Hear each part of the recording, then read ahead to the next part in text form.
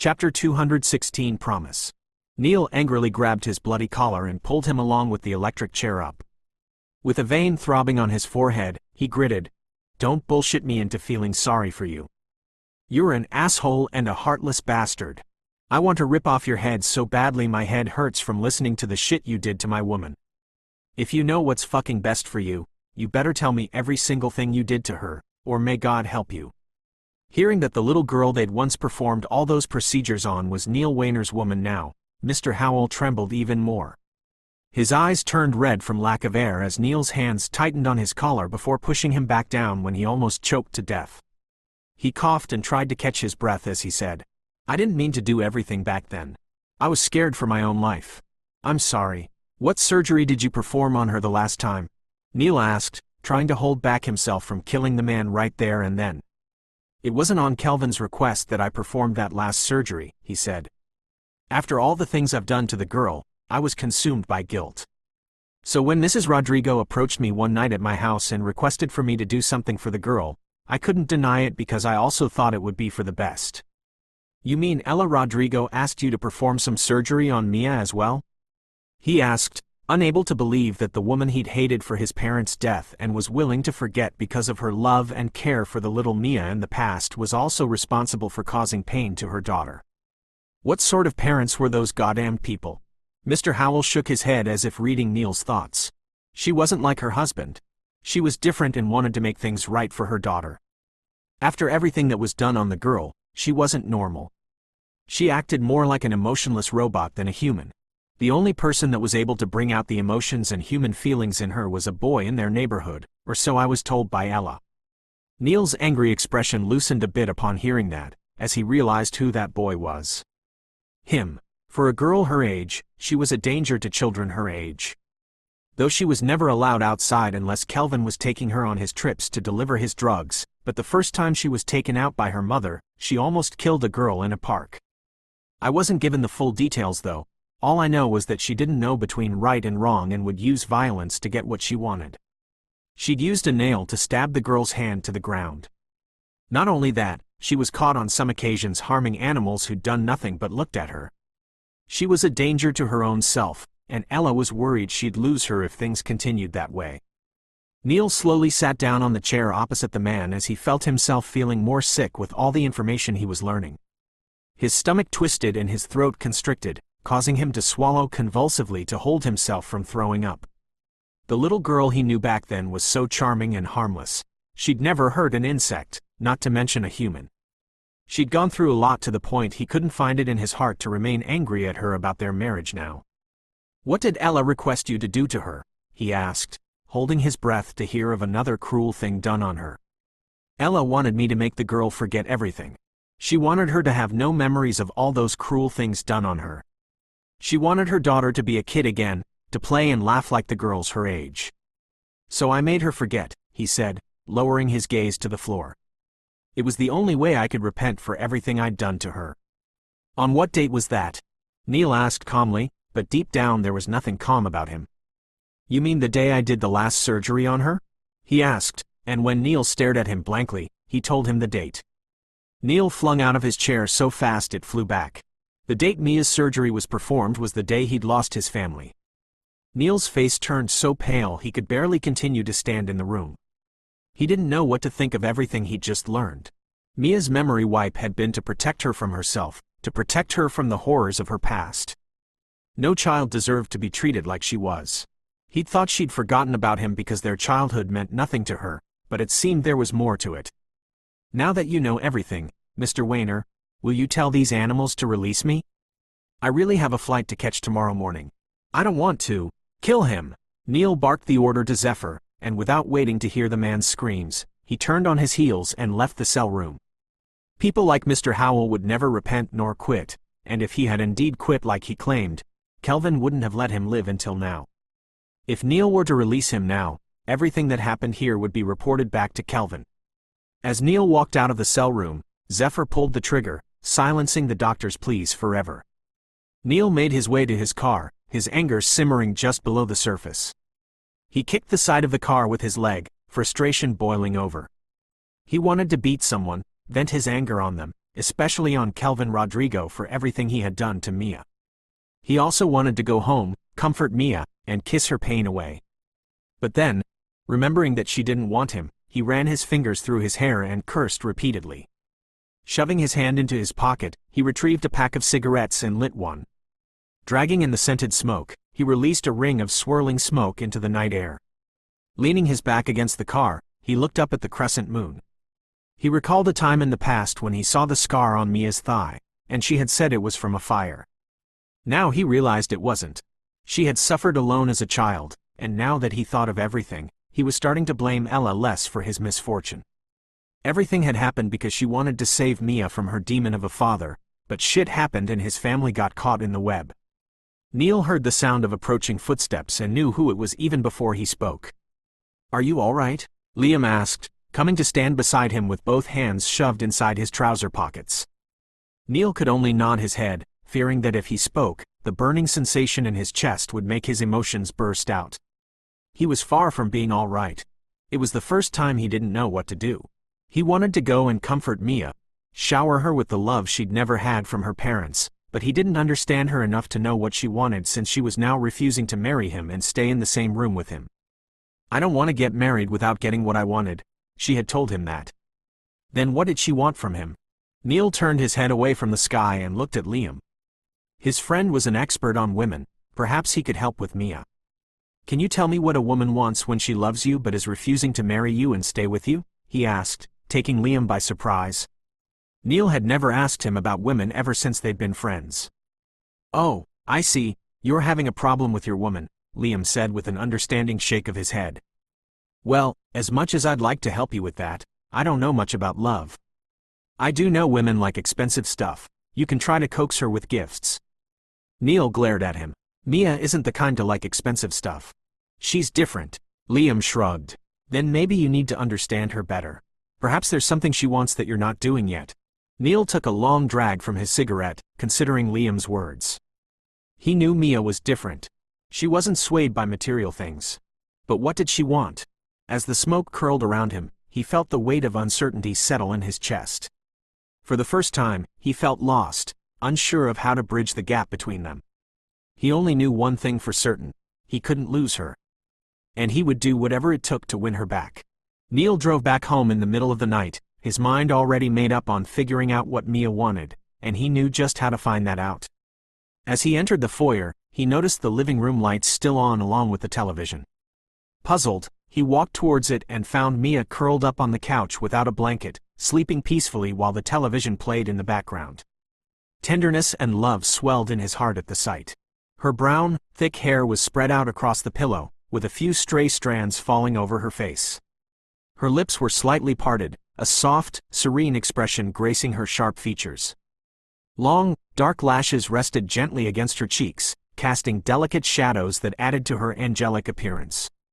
Her beauty was ethereal in sleep, and her breathing a gentle rhythm that spoke of dreams too delicate to disturb. He walked towards her and crouched down before the couch, using his fingertips to move a few strands of hair from her face. "Silly woman," he muttered softly, stroking her cheek with his fingers. She looked so small and fragile lying on the couch. Was she waiting for his return? The notion of that made a surge of warmth spread through his body. As Neil was admiring her sleeping form, the housekeeper, who hadn't retired to her room yet, walked up to him and bowed slightly. "Ma'am has not eaten dinner yet. She was waiting for you to return. Should I set the table again?" Hearing that Mia hadn't eaten when it was already midnight, Neil cursed under his breath. What was she thinking? She needed more food than he did in her condition. Without hesitation, he reached out to wake her. Slowly shaking her shoulders, he called, "Carita, wake up." Mia shook off his hands and turned her back to him, thrusting her ass back. Smiling to himself as he recalled a similar scene in the past when he'd returned to his condo and found her sleeping on his couch, he wrapped his arm around her waist from behind, intending to pick her up. But she elbowed him in the jaw. "Let me sleep, you idiot." She then pulled a pillow over her head as if she was being disturbed. Rubbing his burning jaw, Neil said to the housekeeper, "Don't bother setting the table. We'll eat in the morning." He then leaned down and picked Mia up into his arms. She stirred slightly but didn't wake, snuggling closer to his chest as he carried her up the stairs. He didn't take her to their room since she didn't want to stay there with him, thus he took her to the guest room where she'd put her things. He gently laid her on the bed, covering her with a blanket. He watched her for a moment, his heart swelling with love and protectiveness. "I promise I'll figure out what you want, Mia," he whispered, pressing a soft kiss to her forehead. "I won't let you down." Even though he wanted nothing but to nestle next to her on the bed and sleep, he wanted to respect her decision of being in separate rooms until he'd figured out what exactly she wanted. He wished as hell he could throw caution to the wind and just hold her to sleep, because he could only find a good night's sleep in her arms, but he couldn't. He watched her for some moments more before he reluctantly turned on his heels and left the room, turning off the lights on his way. Chapter 217. Pick a Dress. The next morning, when Mia woke up to find herself in her bedroom, she was momentarily confused. She recalled waiting for Neil's return in the living room, but everything after that was a blur. Did he bring her back to the guest room? She wondered as she pushed herself off the bed to freshen up. However, the moment she stood, a sharp pain in her head made her fall back onto the bed. The pain was so intense that she grabbed her head with both hands and moaned in agony. It took a while before the pain subsided. Slowly, she stood again to test if it had truly passed, sighing in relief when she didn't feel any more discomfort. "What was that pain in my head?" she thought as she freshened up and changed into a comfortable house outfit. She'd never experienced such discomfort in the head before. Perhaps it might be because of stress, she decided as she went downstairs. Since she didn't wake up early, she expected Neil to have left for work. But as she descended the stairs, she caught him sitting in the living room, deeply focused on some documents. He wore a casual black tank top with black trousers, and the casual attire made him look even more handsome and less intimidating. His broad shoulders and muscular tattooed arms were on full display, emphasizing his rugged good looks. For a moment she forgot she was walking down the stairs and stared at him longer than she intended, but as if sensing her gaze, he looked up from the documents. Their eyes locked, and Mia felt like a sneak thief caught in the act. She quickly looked away and resumed her walk down the stairs. She didn't know how to react after their unsolved argument yesterday now that he was here. She'd waited for him last night so they could talk about the room thing, but now that she was standing 5 feet away from him, she didn't even know where to start to explain her reasons. It wasn't healthy for their relationship if the first thing they did was argue on the first day of living together. Neil noticed how she seemed like she was searching for words to say to him, but he didn't give her the chance to speak. Without speaking to her, he got up from the couch and called the housekeeper to set the table for them as he'd been waiting for her to come down for breakfast before he'd go to work. He then waited in the dining area for her to join him. When she walked into the dining area, Neil pulled out her chair for her without a word.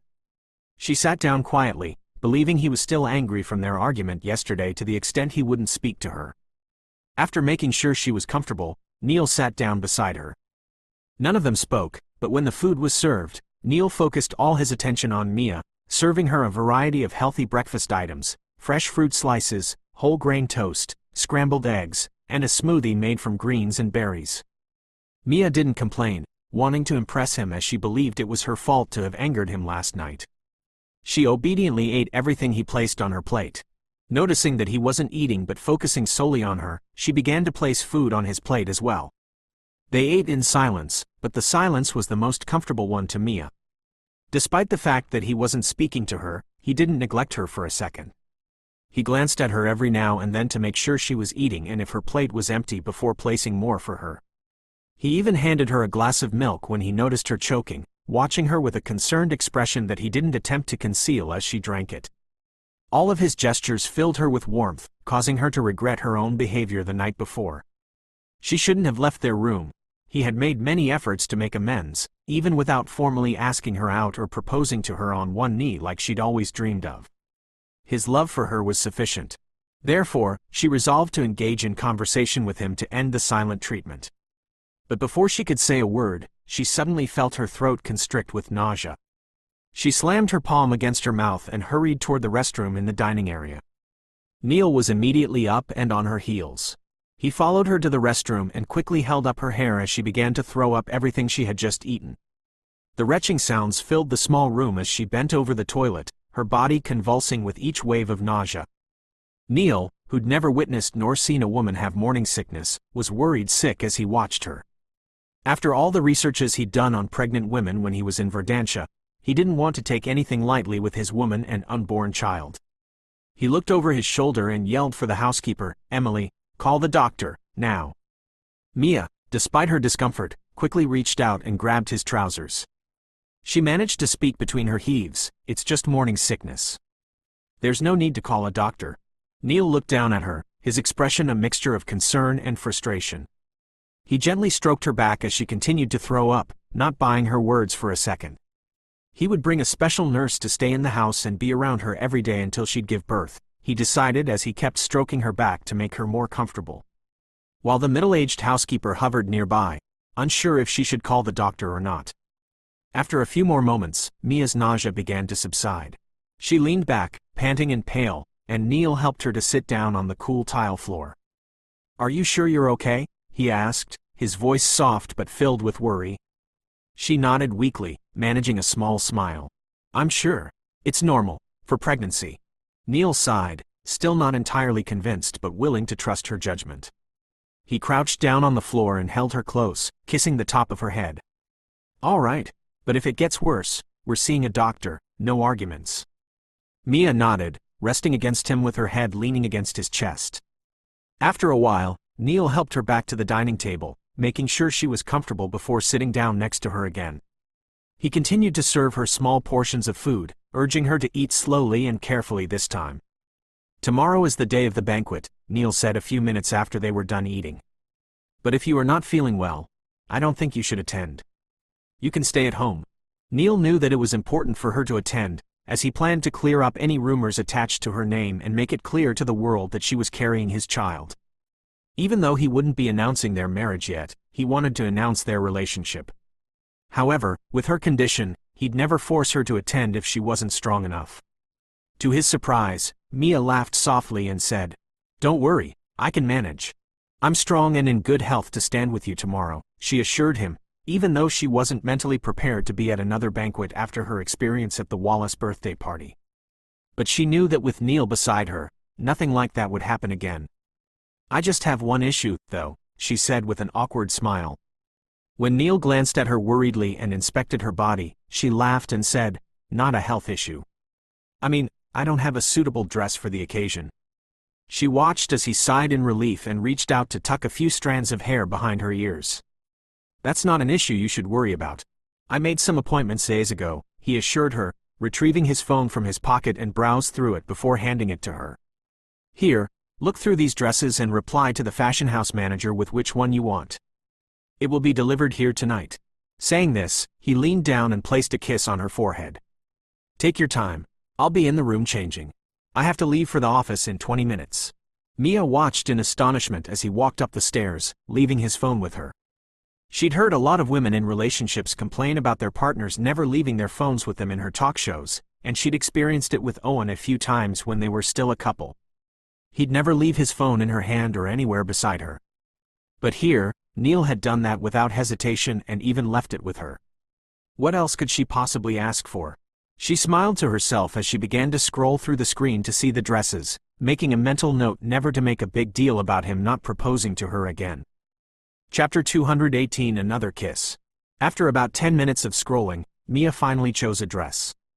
All the dresses were beautiful and elegant, but she chose a black one that caught her eye and sent a message to the fashion house along with the picture of the one she chose. When she exited the message and pressed the home screen, she was surprised to find that her picture was Neil's screen wallpaper. She didn't recall where the picture was taken, but she was smiling towards the camera. Mia felt her cheeks heat up and her stomach flutter with butterflies. She sat there, her heart swelling with love and joy at the thought of how much Neil cherished her. She was still sitting in the dining area when Neil came down again, all dressed up for business, but his tie was held in his hand along with his suit jacket. He walked up to Mia and held up the tie, smiling boyishly. "Would you mind doing this for me, Carita?" He had seen somewhere that when your woman did your tie, it brought good luck to you. Even though he didn't believe in such nonsense, he liked the idea of Mia doing it for him every day from now so that when he'd be at work, he'd look down and be proud that she'd done his tie. Mia didn't hesitate to nod her head and take the tie from his hand. Because he was way taller than her, he leaned down slightly so she could reach his neck. His leaning position made her floral scent waft to his nose and stirred up his desires. The entire time she was tying his tie, he was looking down at her lips. He noticed how she bit down on her bottom lip, how her cheeks flushed as if she were aware of his stare, and how her brown eyes shone with concentration. Mia, on the other hand, could feel his gaze on her and feel his warm breath fall on her forehead. She felt that delicious stirring in her stomach and the warming sensation in her lower abdomen. Her hands shook slightly, and she became clumsy with the tie because of his gaze. When she was finally done with the tie, she helped him into his suit jacket. When she started to move away from him to give him space to leave, he pulled her into his arms. Neil held her tightly, his lips finding their way to hers. "Thank you," he whispered. He kissed her lips with what seemed like a brief kiss. His lips brushed hers, and he started to let her go, but she tightened her arms around his neck, kissing him back with all the love and apology in her heart. Neil lost the battle, and his mouth opened hungrily on hers, his hands shifting restlessly over the sides of her breasts, then cupping her buttocks and holding her tightly against his aroused body while he kissed her until they were both on fire. When he finally pulled his mouth from hers, she kept her arms around his neck and rubbed her cheek against his chest, like a kitten seeking comfort. Her body was still pressed tightly to his, and Neil was debating about the wisdom of torturing himself with another kiss when she tipped her head back, smiling invitingly into his eyes. He felt his entire body tighten and surge in response to that provocative look, and he reluctantly shook his head. "No more, my beautiful little kitten. I'm already so turned on that I can hardly stand here. And besides," he belatedly added, trying to look stern, "I'm still angry with you for last night." In the bright light of the dining area, he watched her eyes light with an embarrassed smile. "I'm sorry. I didn't know what came over me last night. Can I have one more kiss?" "Mia," he said, pulling her hips tighter against his arousal to illustrate his next words, "I'm dying of lust right now, but because I know you'd moved out of our room for some reason, I intend to keep my sexual desires until I have given you what you wanted." "What? I don't want anything," she said so forcefully that he burst out laughing and kissed her again. Then he gently moved her away. "I know you want something. But don't worry, you'll get whatever that is tomorrow, I promise," he said with a tender grin. "No more kisses until I've figured it out." "You don't have to," she said softly, her heart full of hope and happiness. But more importantly, she knew he'd never find out if she didn't tell him, and if he didn't find that out, there would be no more intimate moments between them. That would be torture for both of them. Neil wrapped his arms around her and hugged her for a moment before he reluctantly pulled away. "I have to go now," he said, his voice regretful. "But I'll be back early tonight. The dress will be delivered to you later." He placed a kiss on her forehead. "Bye." Then he took his phone from the table and left with a small smile on his face. Mia watched him until he walked out the door, regretting her actions of moving out even more. What if he never found out what she wanted? Wouldn't that mean they'd never kiss again? Should she just tell him and end the game? But the moment would lose its magic if she told him to propose to her on one knee and buy her flowers and take her for a night stroll and a date. There'd be no special moment if she knew what he was about to do, and now that she no longer cared if he did it or not, he'd become determined to find it out and do it. How did he plan to know if she didn't tell him? She should have just agreed to their marriage yesterday.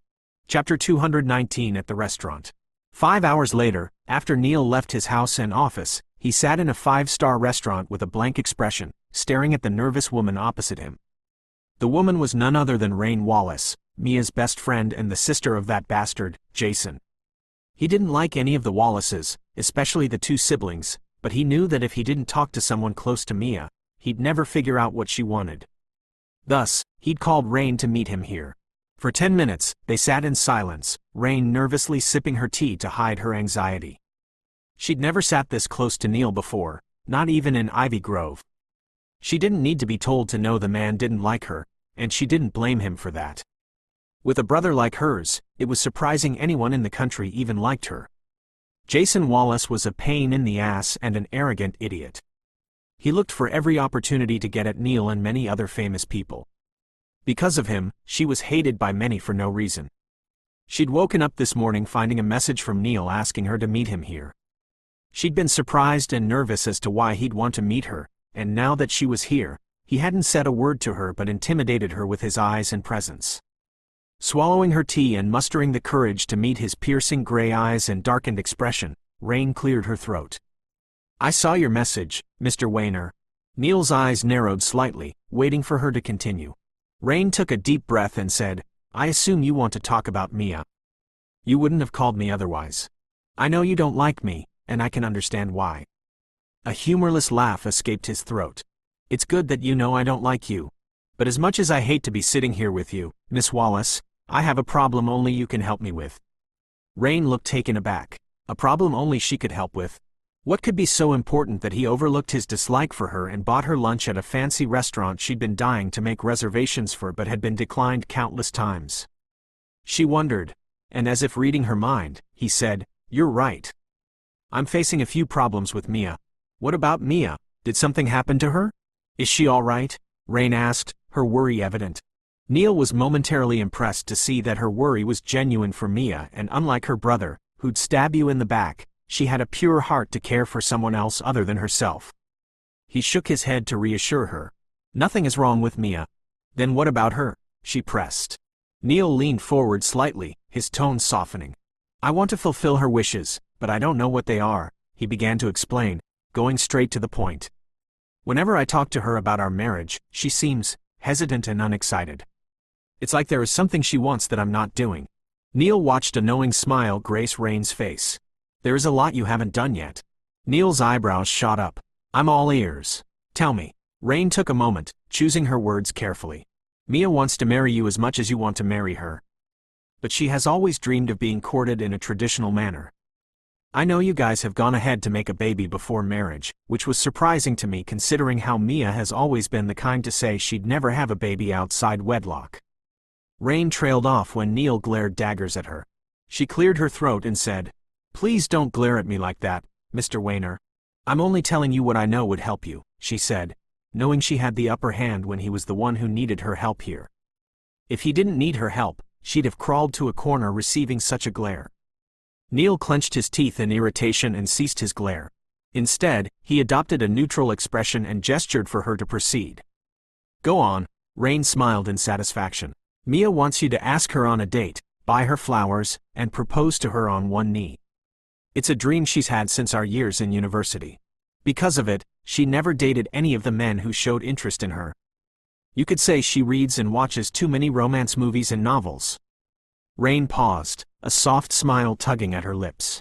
If she's not excited about your marriage, it must be because you haven't proposed to her with a ring.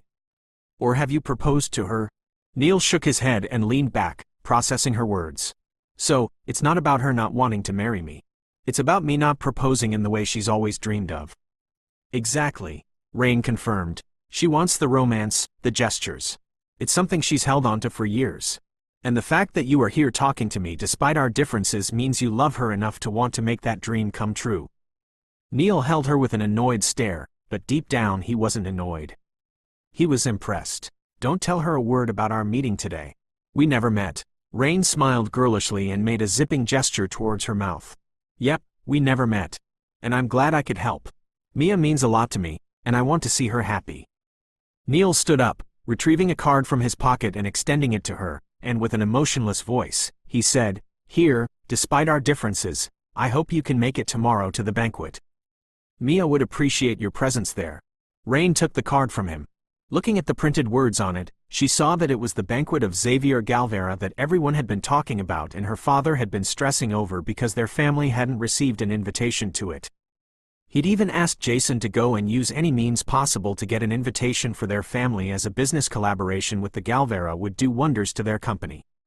But here it was, Neil Weiner casually handing her $1 million worth invitation like it was nothing. Rain smiled up at him, feeling a sense of accomplishment, as she knew her father would be happy that she'd gotten her hands on the invitation. Thank you, Mr. Weiner. You can call me Neil, he said casually, shoving his hands into his pocket. He hadn't sent an invitation to the Wallace family because he didn't like them, but now that he'd seen how Rain's care for Mia was genuine, he had no reason to hate the young woman. Rain's green eyes widened at that. She could address him by his name, which means they were friends as well? Her smile widened at that and she nodded her head. Good luck with Mia, Neil. If you need my help with anything, you can always reach out to me. He nodded in acknowledgement and grabbed his suit jacket from behind the seat.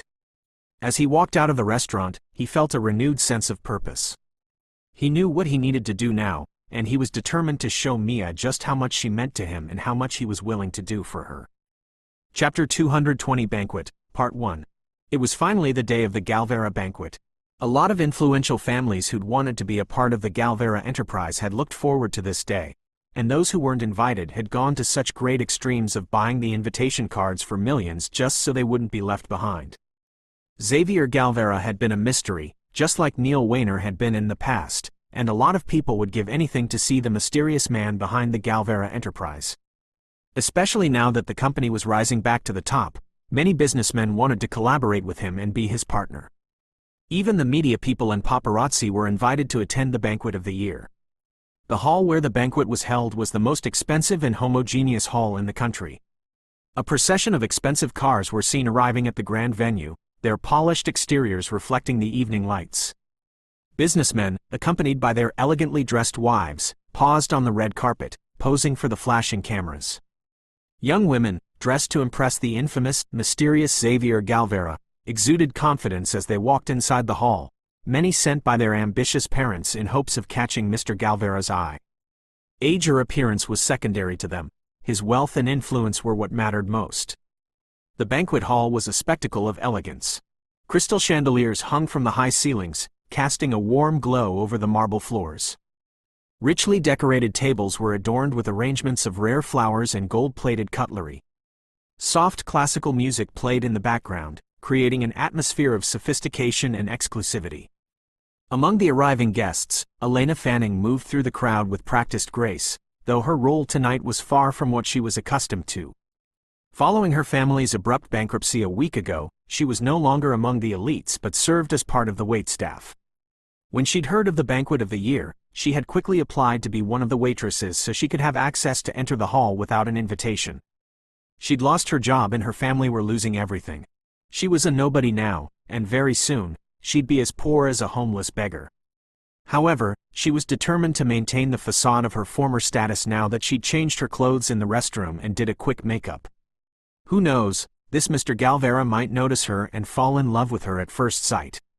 She might have lost her wealth and influence, but she hadn't lost her beauty. If luck were to shine on her tonight, she could be another Cinderella who'd found her prince charming at the ball. Cinderella was also a poor maiden, but the prince had still noticed her among all the other women, thus, she still had hopes of not living in poverty. With all those thoughts, Elena knew she had hope of being the lucky woman tonight.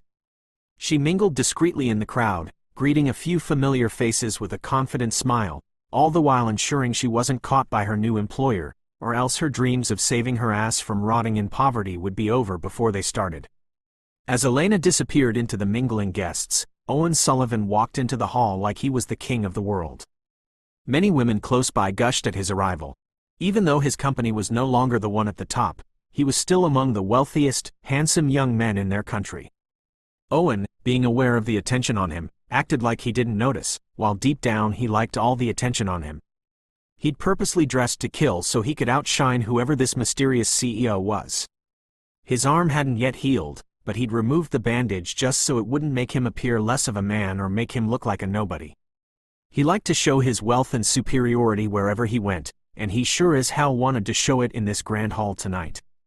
His blue eyes scanned the crowd, searching for a glimpse of this so-called Xavier Galvera. Even though he didn't like that the man was taking all the attention meant for him in the business world, he knew that befriending him would be the key to reviving his own falling business and challenging Neil Wayner, whose fame still rankled him deeply. Even though he didn't know what Neil Wayner was up to, one thing was for sure: his release had given him fame beyond imagining. Speaking of the bastard, Owen realized with a mocking small smile, he wasn't invited to the banquet, which means he wasn't wealthy enough to be one of the guests. The little pigshit wouldn't dare show his face here. He wasn't a businessman but some ex-soldier who'd been cast out of the military. This event was meant for men like him, wealthy and powerful. Neil Wayner doesn't belong in such a circle. Tisk! How he wished the pigshit had been invited. If he'd been invited, Owen would have placed him right where he belonged, under his shoes. Owen smirked at the thought of Neil Wayner being an outcast among the businessmen. When Owen befriended this new bastard, Xavier, Neil would die of jealousy when he'd see it in the magazine tomorrow. He'd make sure he took several photos with Xavier just so Neil would know he couldn't stand a chance against him. And that Mia, she'd regret choosing a loser over a man like him. Owen adjusted his cufflinks, confident in his mission to befriend Xavier before anyone did in the hall. He grabbed a glass of wine from a passing waiter and walked in to mingle with a few other familiar faces he knew in the crowd to pass time before Xavier Galvera arrived at the hall. Why was he even taking long to show his face? Perhaps he was some ugly old man with a bald head and a rounded belly? Ew, befriending a pig like that would be as hard as being in the presence of someone who chewed with their mouth opened. "Good evening, Mr. Sullivan," greeted some men as they approached Owen, distracting him from his thoughts. He put on his usual friendly facade and greeted them back, and so he decided to mingle with them to pass time. But deep down he couldn't help but feel a surge of satisfaction at the thought of surpassing Neil Weiner yet again. Little did he know that this night would hold surprises beyond his expectations, reshaping the landscape of their rivalry forever. Far behind the banquet hall, a woman dressed in black, her face partially covered by a mask, stood in the corner of the hall. She held a glass of wine in hand and craned her neck, searching for someone among the guests. Her mask made her stand out, but she seemed not to care, her eyes scanning the room intently. She watched the elegantly dressed people move and mingle, but her attention was focused elsewhere. Occasionally, she looked down at her wristwatch, her gaze never lingering in one place for too long. She remained in her corner, a silent figure amidst the bustling crowd. What was taking Xavier Galvera this long to show up? All the guests had arrived and were waiting for his arrival. She'd risked everything to be here today, and she wouldn't leave without catching a glimpse of him. It had been 20 years since she'd last seen him in person. Even though she couldn't touch him, she wanted to see him in his full glory in person, to see those bewitching eyes of his and that loving, warm smile that had haunted her through her entire years in the States. If only she had no sister, if only she could show her face to him without him mistaking her for her backstabbing sister, she'd have been the happiest person in the world. For 20 years, she'd had to live in the shadows because of her sister. She'd not done anything about it for the past years, but today, if she could get Xavier alone in some place, she intended to explain everything to him so he'd understand and know who the real Mimi was. That was her main purpose tonight, to get to talk to him, and nothing would stop her from doing that. She knew her father would be puking fire if he knew she'd disobeyed him and came here tonight, but she was tired of listening to him as well. If she continued to follow his words, she'd forever be the shadow girl while her sister would take everything for herself, including her Xavier. That she'd not let happen. Mia could have everything, their mother's love, their father's hatred, and the world's attention, but not Xavier, not the boy she'd loved from childhood and swore to wait for. Not him, never.